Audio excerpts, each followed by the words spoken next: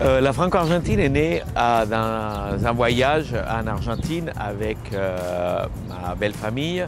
Et ce projet-là est devenu une petite usine il y a bientôt 30 ans, en 1990, installée à Vervins.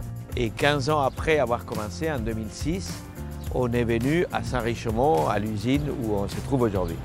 Aujourd'hui, on amène la confiture de lait française, des Hauts-de-France, partout dans le monde. Alors, je suis arrivé ici en 1992, donc ça va faire 27 ans que je suis dans l'entreprise.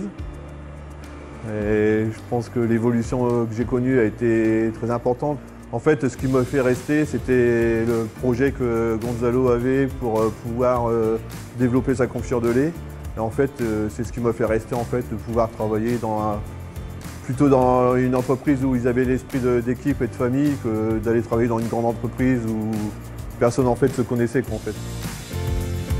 Aujourd'hui, en fait, le développement et la maturité de la RSE, on la doit à ce contexte très propice à la RSE, c'est-à-dire un management très porté sur la bienveillance. Alors, nous avons mis en place la politique RSE vraiment en la partageant avec nos parties prenantes et en premier lieu nos collaborateurs. Et c'est vrai qu'il y a eu un accueil favorable, puisqu'aujourd'hui, on compte 14 pilotes RSE qui contribuent à faire avancer la politique RSE, qui porte des projets comme celui sur la biodiversité et donc qui améliore la performance qu'on appelle extra-financière ou RSE de la Franco-Argentine.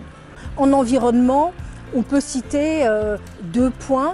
L'un, 62% de nos salariés pratiquent la mobilité douce. Donc on a investi en fait cette année dans 2 vélos électriques en France et 3 en Espagne.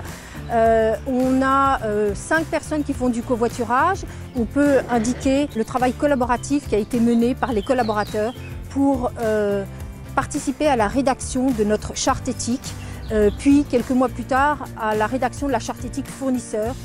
L'éthique est une de nos valeurs fortes, que ce soit en interne, au quotidien, dans les relations inter-équipes ou bien sûr avec nos fournisseurs, nos clients, toutes nos parties prenantes. On souhaite garantir une transparence et une éthique dans toutes nos relations de travail.